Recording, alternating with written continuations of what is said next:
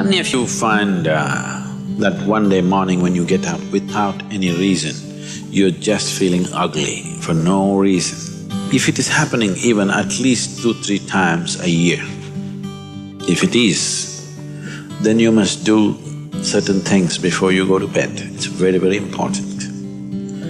Because unconsciously, you need to understand this, you can incubate a lot of either negative things or positive things in sleep. Either pleasantness or unpleasantness, you can incubate very effectively, uninterrupted in sleep. You can also incubate it in the day, but there are so many interruptions, it doesn't happen very efficiently. But if you have a tendency to go to bed in a certain way and you wake up in the morning really nasty for simply no reason, that means you're incubating things in the night very efficiently. Bad eggs.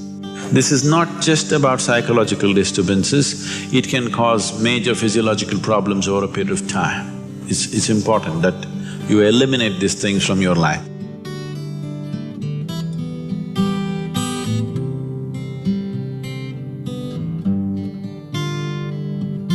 So, before you go to bed in the night, there are certain things that you need to take care of. It's best if you're eating meat and other kinds of meals, you eat at least 3 to 4 hours before you go to bed. The digestion is over. Before going to bed, drink a certain amount of water and go to bed. You will see it gets taken care of just like this. One simple thing can be just a shower. Always to shower before go to bed, it'll make a lot of difference. In this weather, maybe cold showers are difficult, so you go for lukewarm showers, don't go for hot showers in the night. Go for lukewarm showers, it makes you alert. So you will think, oh, I cannot sleep. It doesn't matter, you will sleep 15-20 minutes or half an hour later, but you will sleep better because it will take away certain things. When you shower, it is not just the dirt on the skin that you're taking away. Have you noticed if you're very tense and anxious, whatever, just a shower, you came out, it feels like almost the burden has been taken away from you? Have you not noticed this? So it's not just about washing the skin, a whole lot of things happen when water flows over your body. This shower is a very rudimentary buddhi shuddhi because over 70% of your body is actually water. If you run water over it, a certain purification happens, which is beyond cleaning the skin. One more thing if you want to do, you just light an organic oil lamp, a cotton wick, some oil, anything. What do you use here? Normal cooking oil. Linseed oil, rice bran oil or sesame oil, what do you have? Olive oil, fine. Any organic oil with a cotton wick, just burn one little lamp somewhere in the room where you sleep. You will see these things will completely disappear. If you can bring in a chant or there are nightly practices, yogic practices, before you go to bed, sit on your bed and do this practice. If you want to do Isha Kriya, it's available on the net. Generally, in India, they told you should not put your head to the north and sleep. You're aware of this? If you put your head to the north and sleep during the night when you're in horizontal positions, then slowly the blood will get pulled towards your brain. When there is too much circulation in the brain, you cannot sleep peacefully. If you have any kind of, inherently weak aspects in your brain, or if you're of old age, you could die in your sleep. One can have hemorrhage because extra blood is trying to enter the brain where the blood vessels are hair-like. Something extra is being pushed because of the magnetic pull. When you're in a vertical position, this is not so. The moment you become horizontal, this pull on the head is so strong that slowly the blood tries to move towards the brain. So to avoid this is true only in the northern hemisphere. If you go to Australia, you should not put your head to the south. If you're in India, you should not put your head to the north. You can put it any other way, it's okay. Keep this in your mind, that you are truly a mortal, okay? Not in words, really, you could fall dead right now. You may be young, you may be old, it doesn't matter, you can fall dead right now. Yes or no? Before you go to bed, sit on your bed and think this is your deathbed. You have just 1 more minute to live. Just look back and see, what you have done today, is it worthwhile? Just do this one simple exercise. And you don't know when it really happens, whether you'll be sitting on your deathbed or lying in a hospital, all kinds of things sticking into you. Who knows how it'll happen, but enjoy this every day, that you will sit on your deathbed, look back and see, today, the way I've handled these 24 hours, is it worthwhile? Because now I'm dying. If you do this, you will live a worthwhile life, believe me. So every day in the night, all of you should do this before you go to bed. Last 3 minutes, everything that you have gathered, the body, the content of the mind, things, don't ignore small things, these small things are big things. I've seen how people are carrying their own private pillow, you know, because it's very important. So, your pillow, your footwear, if you have relationships, everything that you have gathered, keep it aside, sleep. If you sleep in that condition, you will wake up with much more light, with much more energy, with much more possibilities than you have imagined possible. Just sleep as life, not as a man, not as a woman, not as this and that.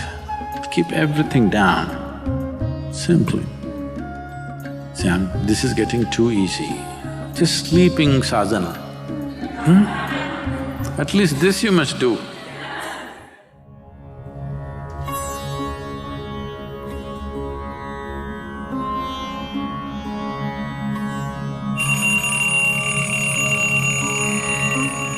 So what kind of sounds come awake to will determine the context of the day and the future of your life in many ways. So coming awake to an alarm bell with a sudden start is not the best way to do your life. It is best that if you need a certain amount of sleep, if your body right now, because of the kind of food that you consume and the kind of thoughts and emotions that you process within yourself, accordingly, you may… and the level of vibrance that you have managed within your body will determine how much sleep you need.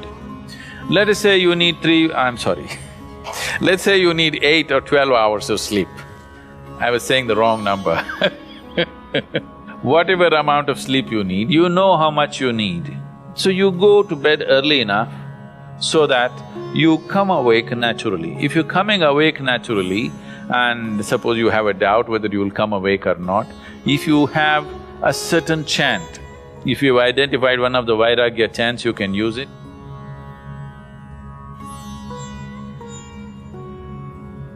Physiologically, one important aspect of you is your heart, the pumping station for your blood circulation, which pumps life across the body.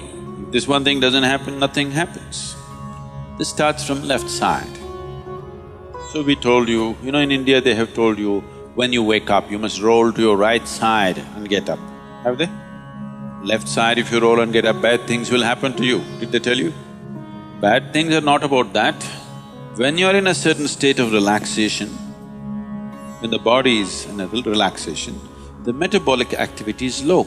When you get up, there is a certain surge of activity. That's why they told you in India, see, all these things are built into your life which you're throwing away. The whole science of living has been built into your life. They told you in the morning before you wake up, you must rub your hands together and see like this, Not see like this, you must place it upon your eyes. You do this, you will see God. It's not about seeing God.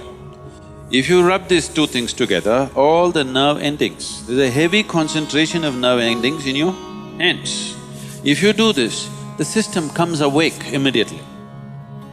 You're feeling asleep, you're feeling sleepy, just do this and see. Everything comes awake. So morning, before you move your body, you get it awake first and then place it upon your eyes. Instantly a whole range of nerves connected with your eyes and the other aspect of your senses come awake. Before you move your body and your brain should be active. You shouldn't get up dumb, that's the idea. Understand? So you do that and then roll over to your right and get up. Today, if all of us go to bed, by tomorrow morning, nearly 250,000 people won't wake up. Natural death in the world. Suppose you wake up tomorrow, you guaranteed? Have you come with a guarantee card? No guarantee card. So suppose you wake up, let's say. Just do this much, I'm telling you, this is a simple first step to your spiritual process. Tomorrow morning, when you come awake, check, you really awake or you dead? If you're awake, it needs at least a little celebration. You don't have to get up and dance, at least you can smile, still on. 250,000 people died. They were like you and me, poof, they went off, isn't it? Wherever you look, they're not there. Here I am still, alive. One big smile, will you? I'm talking management. Then if 250,000 people died, at least 3 to 5 million people lost somebody who's dear to them. You check those 3, 4, 5 people who matter to you, all of them alive today. One more big smile. Hello? Will you or not? Alive. If suppose right now, we put a gun to your head, will you think it's a relief? No. You'll be terrorized, isn't it? So that's how precious it is to be alive, isn't it so? That's how precious it is for you to be alive. So tomorrow morning, 250,000 people died overnight, but you're still alive. Does it not at least deserve a big smile, I'm asking you? And all the people who matter to you are all alive today. One more big smile?